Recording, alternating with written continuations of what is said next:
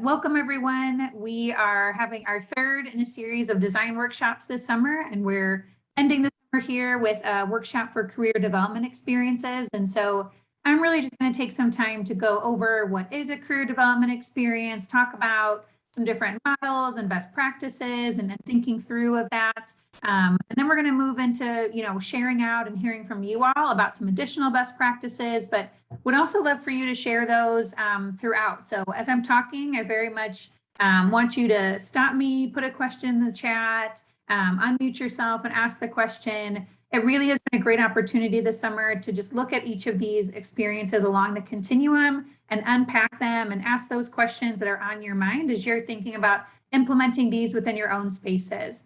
Whether you're working at a middle school, high school, college level, community-based organization, youth workforce development, right? Wherever you're working with youth and implementing these experiences, this has been a really great opportunity to just really dig into those and answer some questions and get in the weeds.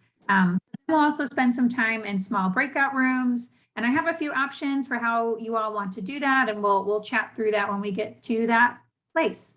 But thank you all again for joining. Would love if you could just put in the chat, who you are, where you're coming from, what your title is, maybe if there's a question kind of top of mind for you when you're thinking about career development experiences. And while you're kind of thinking through that, so again, your name, title, organization, maybe even where you're from in the state. I know we have a lot of folks coming in from across Illinois. If you're coming in from outside of Illinois, we'd love to know that too. And if there's any questions, any topics you'd really like to make sure that we dig into as we engage in this workshop.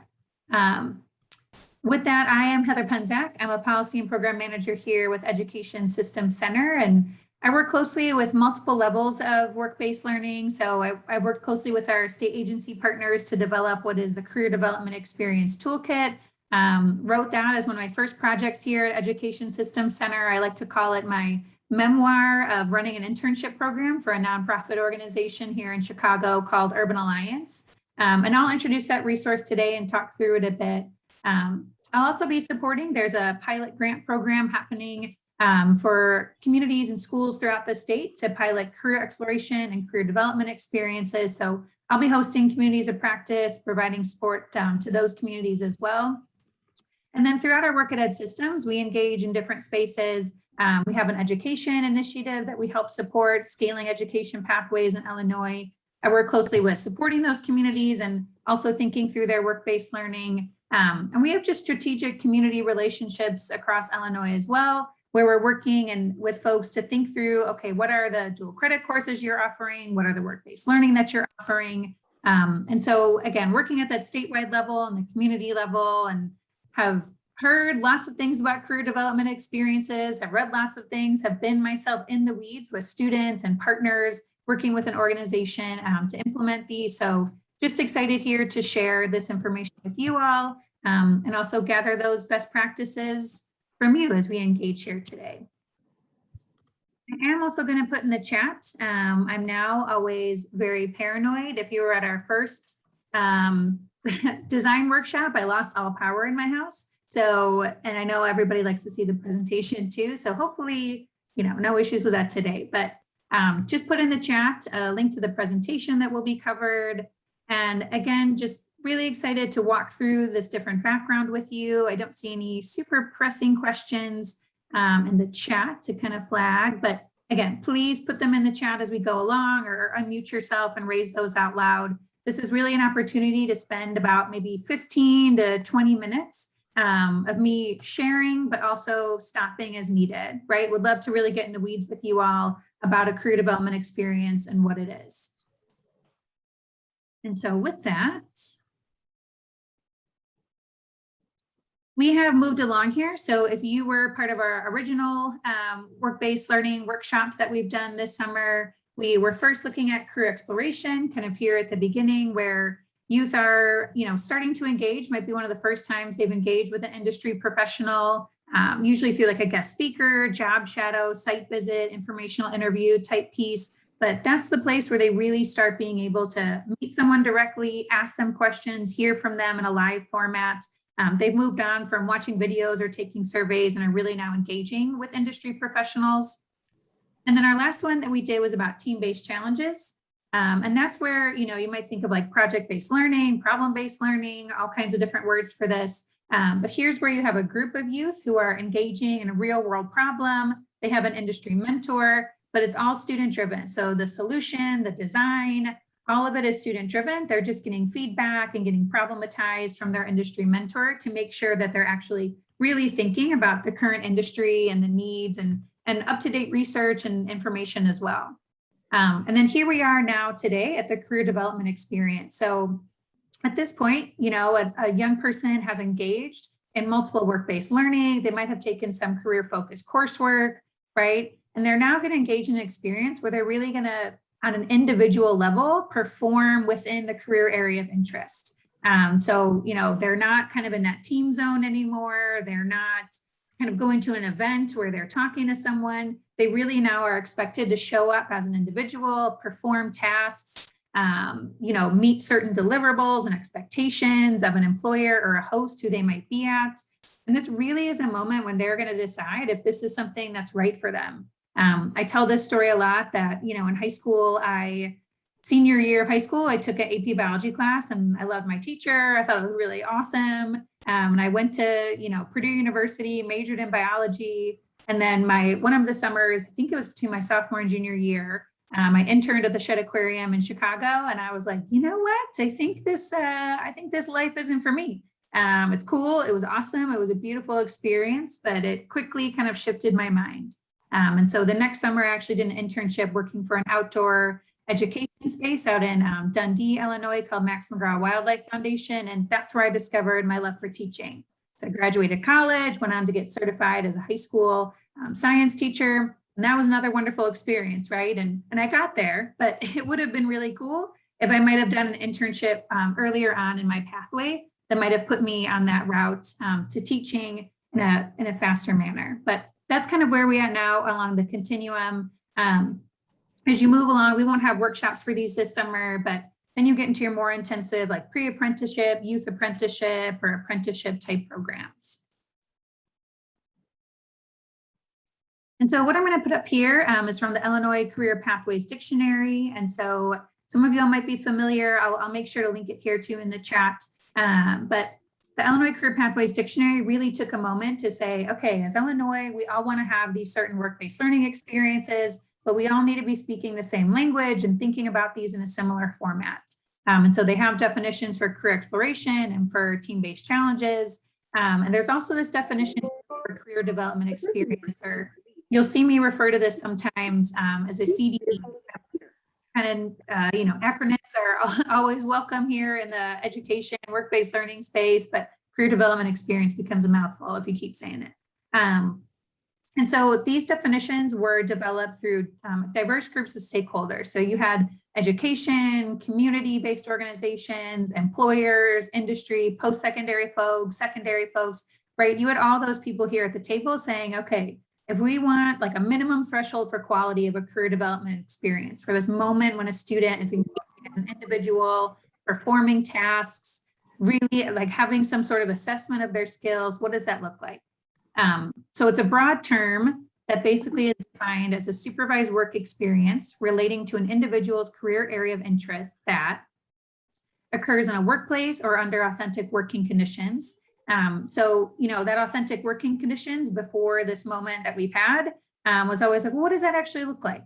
And now we've seen, right, there's been a lot of different remote opportunities that students have had where they've completed their CDEs, right? And before, I think kind of thinking about a fully virtual or even hybrid type of CDE was a little, we didn't quite know how to do it. We weren't necessarily being forced to do it, right? And then in this moment, we were. And so we saw a lot of successes with that and different models there. Still a learning curve, right? I think we've all kind of gotten used to remote a bit more, but they're still learning to do there, right? It's co-developed by an education provider and at least one employer in the relevant field. So again, thinking through how if, individuals are completing this as part of a pathway aligned with coursework, right? How is this experience building on that coursework? How is this experience building on connecting them to a post-secondary path?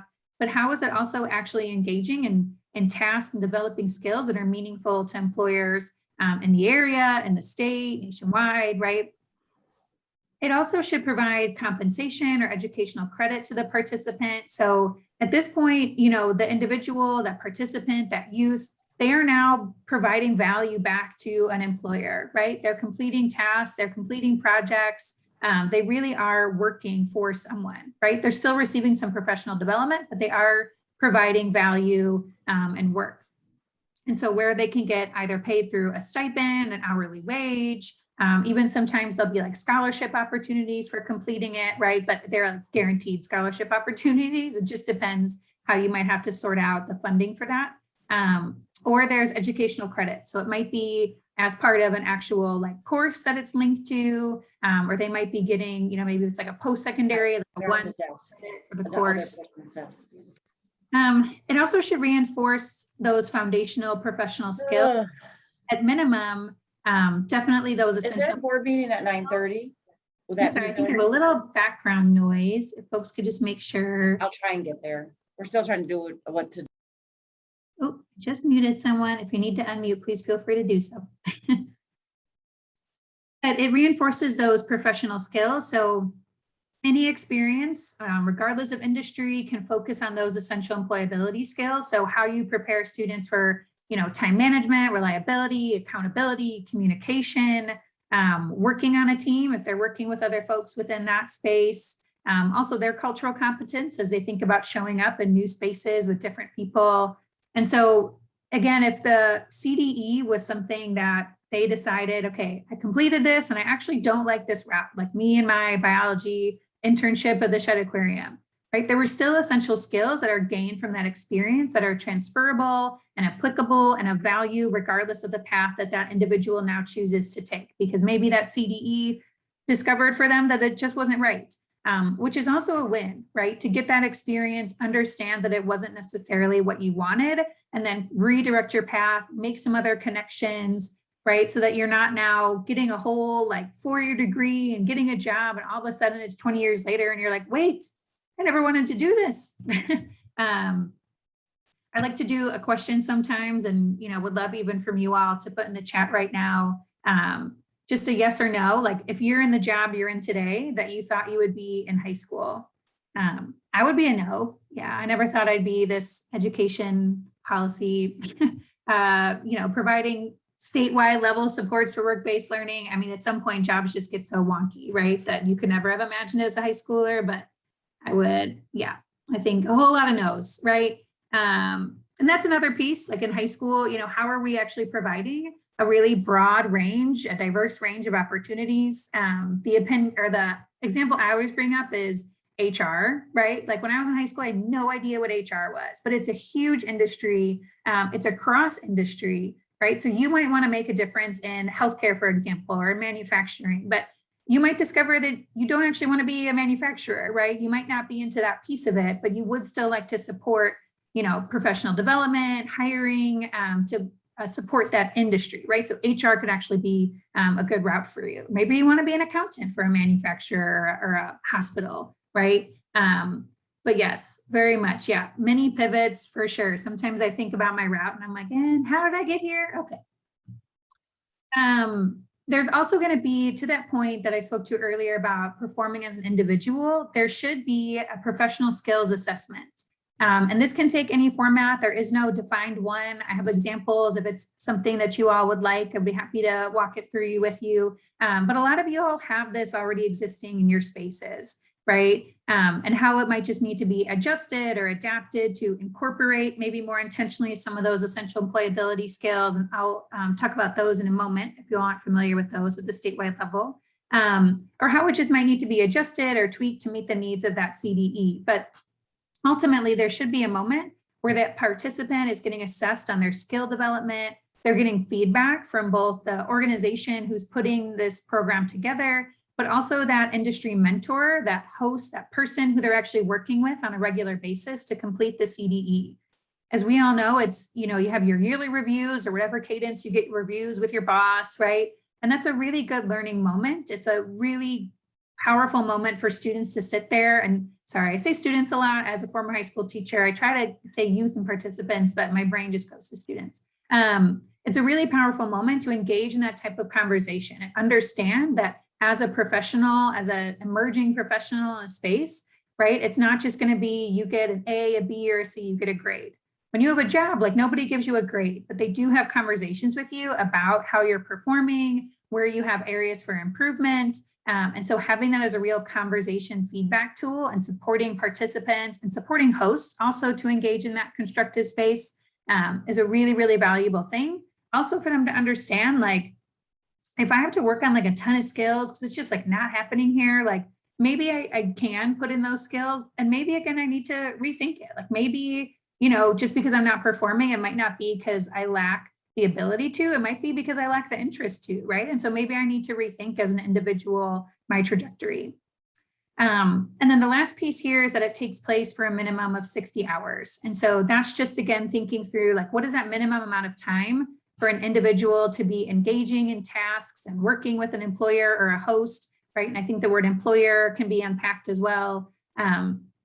Working for them for at least 60 total hours to really engage and have a true understanding of their ability to show up in that space, questions, make connections, right? And gain some professional and skill development. I'd love to just pause there for a moment if there's questions at all about this definition.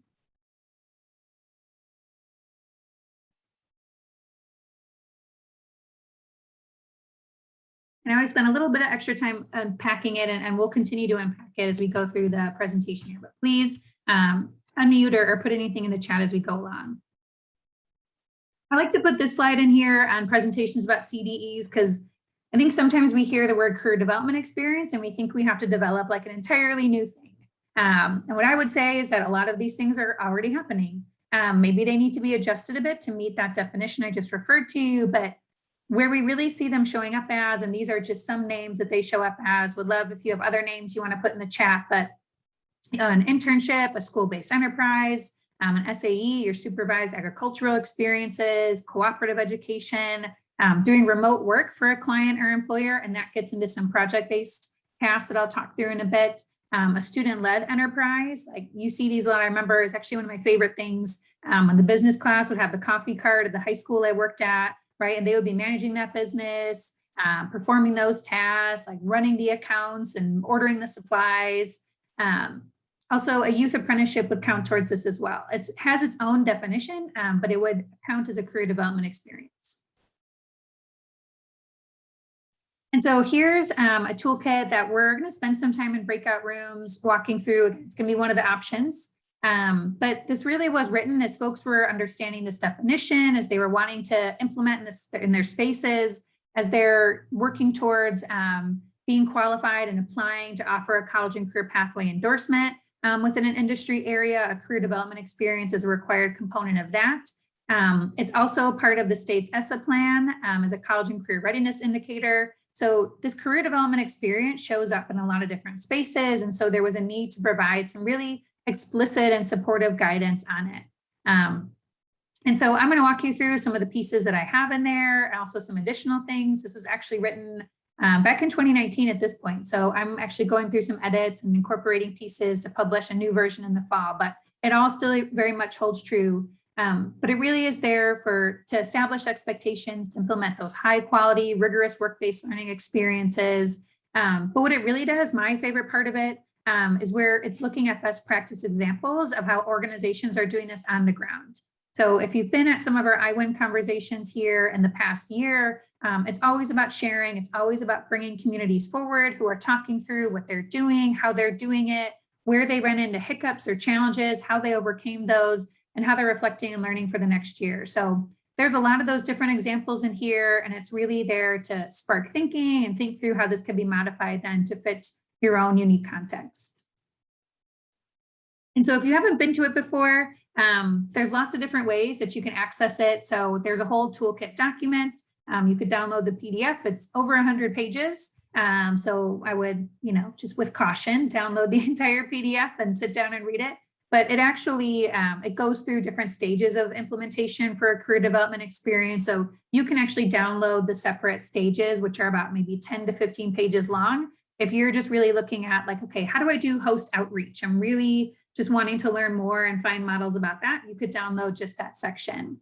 The Toolkit website is, like myself personally, where I would probably access first. It's a little bit more navigable. Is that a word? Navigable? Not sure which one. But it again goes through, it helps you click through, it calls out some highlights from the larger PDF document. And then within the website and within the larger PDF, there are a whole bunch of different resources linked in. Another one of my favorite parts of it is I worked really thoughtfully and looked at other models across the state and across the country to create these customizable templates. So they're uploaded as Word documents. I know as running a program that one of the most exhausting kind of like bandwidth sucking up things is just creating documents, okay, what does my host outreach form look like? What does my guidebook look like? What do all these different things look like? And so all those are there for you to go in, download as a Word document and edit as needed to fit your needs. But just want to let you know that that's there as then we kind of dive into these pieces. So talk through the essential employability and technical competencies. So these are defined by the state. There's 10 of them for the essential employability competencies. There's also technical competencies defined out for different industry areas. And so again, as you're thinking through your experience and thinking through what should be assessed, what should individuals really be supported to do, this is a great resource for you to look back and pick maybe 2 or 3 of those that you would implement within that experience. These are 10 competencies that were envisioned for like a high school student, for example, to complete within 9 to 12. So not one experience is going to address all 10 competencies, but different experiences like different courses, different work-based learning could really dive in on 2 or 3 of those. And so I'm talking a little bit longer than I meant to here, but just want to go through some different models and quick best practices here. But again, just pausing if there's any kind of questions as we continue to move forward.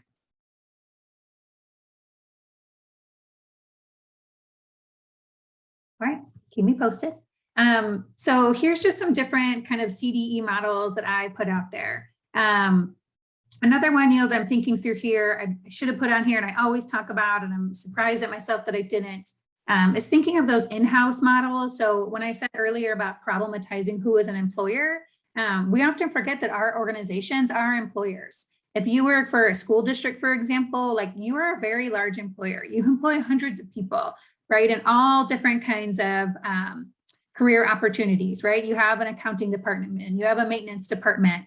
And so thinking through sometimes as you might want to pilot a CDE for the first time, where you might have some in-house expertise, some in-house capability to try it out before you'd want to work with an external partner. So I really, really encourage those in-house options. I know one community this past year, Rockford Public Schools, actually piloted like an IT internship where they had students working with their IT department to look through, as you all know, right? A lot of students got computers from their schools this year. And so they took back in all those computers that were no longer needed for the summer. They made sure there were no issues with them, got them up to date, cleaned them off, right?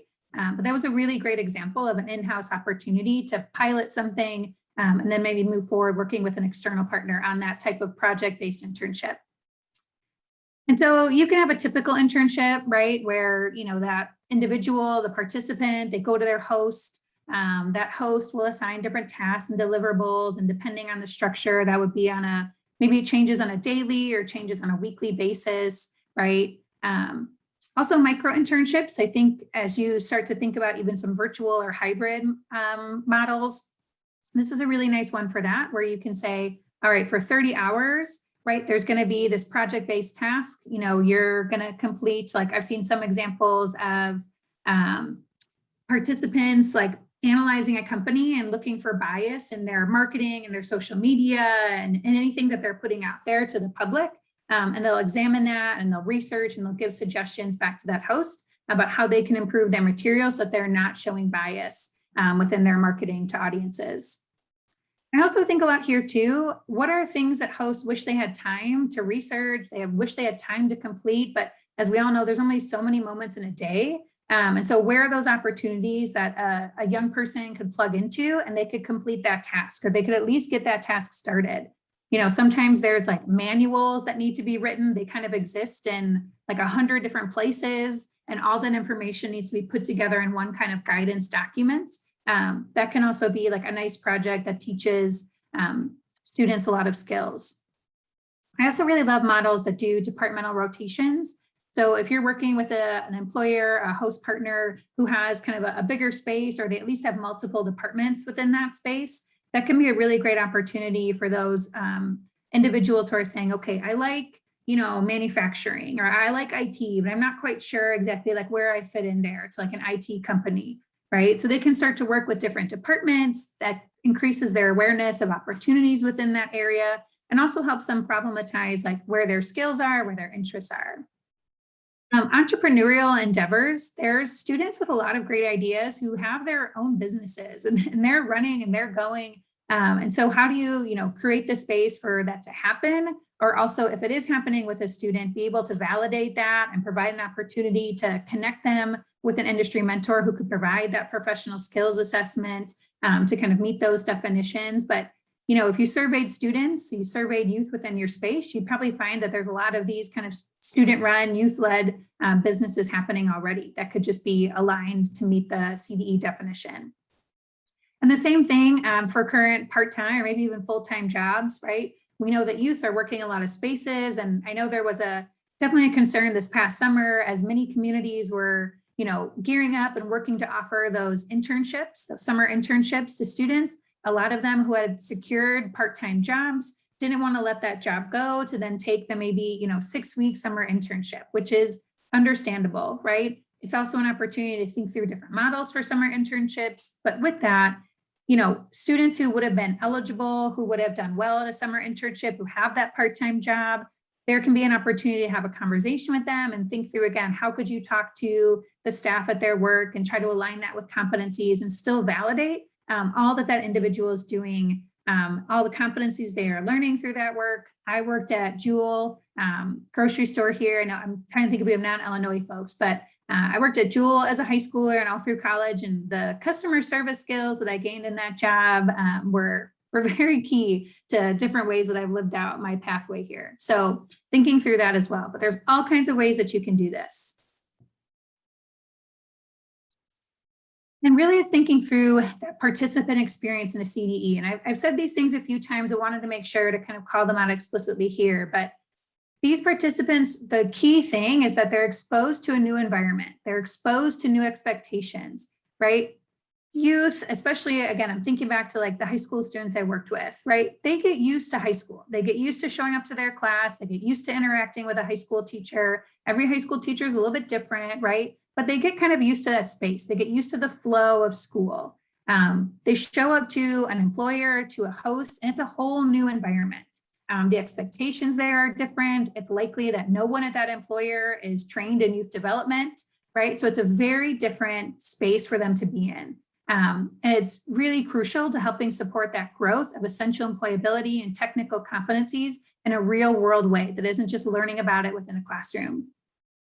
It also really provides that authentic quality engagement, or it should. This should be a key participant experience, is that they have authentic quality engagement with industry professionals that ultimately is building social capital for them. It's helping them more even like in the weeds understand how do they get connected to college and career pathways if they want to be X occupation, right? Do they need to do they need a bachelor's? Do they need a 2 years? Do they need certain certificates? Are there like what paths did those individuals take? I always really love when my interns would go and they would tell me about all the different ways that they had seen their coworkers at their internship site, like get to where they were today. Like I still remember this one moment, I think it was like LinkedIn, and my intern was telling me about like all these people did all these different things, but they all have the same job. I was like, yeah, right. Like that's what happens sometimes. There isn't just this one path to get to a certain job, right? There can be recommended paths, but I think even TJ put it in the chat here, there's many pivots, right? And so really understanding like all the different ways that even a single occupation got to where they are is really eye-opening for students. But also, as I mentioned earlier, students have completed work-based learning by the time they're doing a CDE. They have likely completed that career-focused coursework. They have skills, they have background knowledge, they have lived experience. So they really should be valued as a resource of talent. They should be engaged to provide feedback, to provide input. I've heard many times that your first 6 months at our job are some of when you're most valuable, simply because you don't know the way that things are quote unquote supposed to be done, right? You are showing up as a new set of eyes, so you can give feedback, you can give insight on that experience. And so really valuing them as a resource of talent, and not just someone to like assign things to, but really someone to engage and get feedback from, who can provide benefit to that host. And so these are, I just want to shout out Jennifer Urban's on the line. They're just one of my favorite. I talk about them all the time and connect them with probably too many people. At some point, Jennifer is going to be like, all right. But they do a really incredible, thoughtful job supporting students. So here's some interns at BJC Healthcare. I don't know if Jennifer, you want to put in the chat. I don't want to misspeak about what they're actually doing, but there's a lot of folks in the space who say you can't do clinical-based internships for high school students in the hospital, right? And there's organizations and there's school districts like within East St. Louis who are making that happen for students. And so they are actually really engaged in those tasks and understanding if they want to be in that industry area.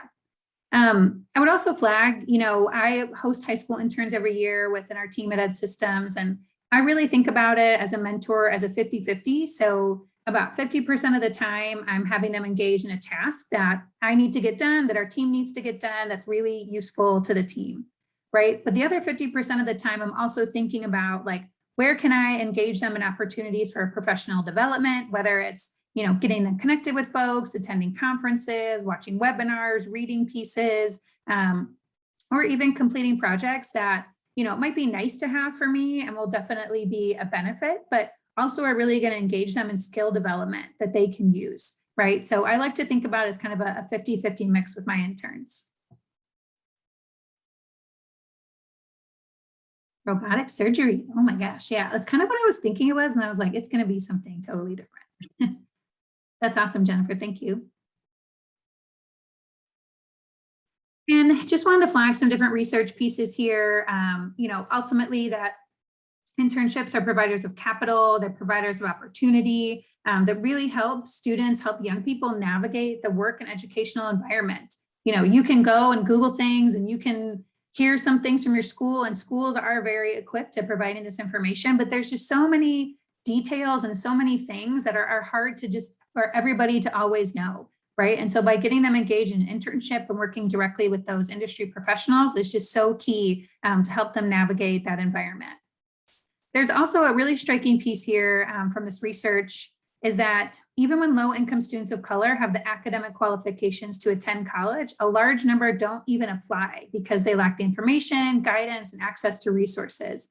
And I would say that all students are being provided with some sort of guidance and information, right? If they're in high school, but there's that extra layer, right? Of like, what does this really look like? How does this really play out? If I actually wanted to pursue this major, this career, like what does that actually look like? And an internship is so key to really crystallizing and making that real for students to then go through the steps to apply and get that degree and even understand what degree they need to get. And so just going to go through a couple of things here, and then we'll move into our design spaces. But big pieces that I call out within the CDE, especially because students are there for a prolonged period of time, is those relationships with your participants and your hosts, and also between participants and hosts, are so key. So where are expectations made explicit and reviewed before the first day? How are there clear points of contact provided? So maybe there's a different one for participants, a different one for hosts, maybe there's the same one. I suggest having at least a same one, or if there's 2 different points of contact, that those 2 different points of contact communicate frequently. In my role when I was a program coordinator, I worked with participants and with hosts, and it was good for me to understand where each of them were always coming from so that I could address questions thoughtfully, I could provide resources for support thoughtfully, and I could also work with them on an individual and then as a together type of meeting to resolve any issues and navigate challenges that were occurring. Participants and hosts should be engaged in the feedback on the experience. So, a lot of times we expect the young people, the participants, to show up and perform, and we're always looking to feedback from the host. But we should also know from the participant experience, like, was that host a good host? Do they provide opportunities for that individual to actually engage in tasks? Did they support that individual? Do they engage in conversations with them? Like, does that participant understand that career area better and feel more connected, or feel like they understand themselves better, or do they not, right? I think it's important to assess on both sides that experience. For participants and hosts, there needs to be some sort of form of consistent check-ins, right? Whether that's a 30-minute meeting, maybe it's a quick 5-minute check-in every day when they're there, a 30-minute meeting once a week. That can look different ways, but there should be some sort of consistency to have that space to talk through the tasks for the week, what questions are occurring, and then to have some sort of celebration. So this is a lot. Doing a CDE is a lot for both the participant and the host. So having some form of celebration, even if you encourage the host to do a celebration, if you put on a big event, but some sort of celebration is really key. And I put some pieces here. Again, the CDE toolkit kind of walks through each stages of these implementation. And I'll pull up the toolkit here in a moment. But, as you think about getting started, where you're clearly defining those roles and responsibilities of your team, providing any relevant PD that they need in order to support this type of experience, and really having a clear understanding of the industry areas, the general CDE model, determining them with outreach, like how are you going to communicate this opportunity in a way that any participants who are eligible for this all get the same information, right? How are you ultimately through this creating broader and more equitable access, and understanding which students need the CDE, have not had the CDE, and making sure the information is in all their hands. And also, recruiting, but also assessing those hosts. Are they ready for a CDE? They might not be. Maybe you should engage them within a team-based challenge or career exploration first before you dive into a CDE. As you onboard, to meet one-on-one with participants to address those transportation and any support needs, and really unpack any questions, any issues that might arise during the CDE. Also understanding this has bitten me a couple of times when I wasn't quite clear on that the host needed specific HR, different background checks, that needed to happen before that participant could start on their first day, that actually then delayed their start date. So really having a clear, tangible understanding of any of that occurring from the host, along with whatever process that individual would have to go through with your organization. During it, where there's checking in within the first days of that experience, a midpoint check-in, right? Just always having those opportunities. They don't have to be every day, every week, right? But where are you having some sort of what's the word I want to use? Like a consistent basis of just checking in with that host, checking in with participant, monitoring the progress, addressing needs, being proactive so that challenges don't just totally blow up. If you're doing a longer term CDE, and also if it's a new host, I would very much suggest a site visit so you can go and see what's happening in person. If it's a remote opportunity, maybe talking through, having the participant host explain the project or explain the work to you, and also beginning those discussions on the professional skills assessment that ultimately would be completed before the end of the experience. And as you wrap up, like I mentioned earlier, what's that opportunity for them to evaluate one another, reflect on their experience, always as you have it, to be able to gather testimonials. I get a lot of questions about just marketing and how do I make sure that people know what a good experience this is for both hosts and participants. So where you can gather those testimonials, specific quotes, ask really explicit questions that you want to use to market these opportunities is really important. And then supporting your participants to update their resumes, portfolios. There were definitely moments when I would sit down with an intern and say, all right, so, what did you do at this internship? What would you put on their resume? And they'd be like, I don't know. And then you would unpack that. You would sit with them for a moment, and they would get some really explicit things that they could put on their resume, their LinkedIn, right, to capture all that they accomplished. All right, so I'm going to pull up this site, which is the IWIN Resource Hub. This has a ton of different pieces on it about everything beyond CDEs, right? It has all the different resources. Oops, I'm putting the same link I did before. How did I do that? Here we go. It has all kinds of resources for work-based learning beyond a CDE.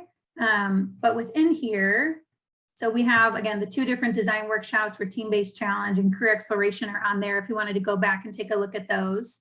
The team-based challenge resource bank. But then within this site, you can access the career development experience toolkit. And I'll actually just put that link in the chat as well, so you can get directly there.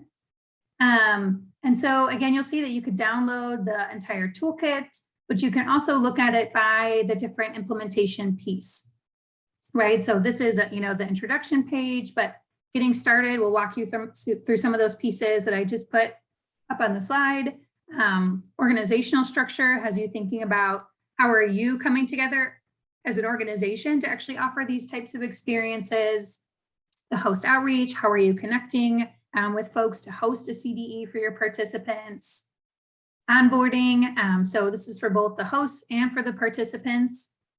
And so you'll see community examples, but again, down here are very much different resources for you. So onboarding for participants, onboarding for hosts, where you have these different like actual Word documents. So a participant profile, as you might be collecting information on them. Like I mentioned, these are customizable. You can download these Word templates and take them and use them as you need to. But it goes through each of those pieces all the way again through, during, and the wrapping up. And like I mentioned before, you can download the entire toolkit, or within each of these tabs, you can actually just download the particular section. And so now you'll see this is 13 pages long instead of being what I think is like 113 pages of the larger document. So you can look and just dive into that specific section. There is no required template for implementing a CDE. I've just found that these have been helpful for folks to really talk through and think about what it is that they're doing. I would say I don't think you all would have access to edit this as a Google Doc, but I feel like I'm still on a learning curve with Google Docs sometimes. So if you are going to go in here and edit and write anything in, just to please download as a Word document and utilize that way. But again, not required, really just here for you. You can delete rows, add rows, do whatever you want here, but just takes you through as you would be designing this, especially as you might have a team designing a CDE. I think this could be a helpful just conversation starter, conversation guide for that. I've got some different resources in here, like suggested participant tasks by pathway endorsement area. So if you're working with a partner and trying to come up with, what could you do with this individual? This list can be a nice, spark for you, where you can maybe pull a few ideas from to get them thinking or get them to implement. I linked to those essential employability and technical competencies. Oh, for some reason that's not in there. I'll check that link. If you're providing credit or compensation, and also that delivery model. Where is it located? Are you using a certain platform? Like, what are you doing for that model? And then here again, like I mentioned with those different models, your program timeline can look so different depending on what CDE you're doing. But I linked in, just a general flow here where you'd be in that onboarding orientation, first days, doing a midpoint check-in, wrapping up, conclusion of the program. And I linked in, like I mentioned before, all kinds of different Word templates that you can, again, download, utilize for those, or if you have things that are already existing, of course, please feel free to use those. But this is very much just a guide, a conversation starter for you all.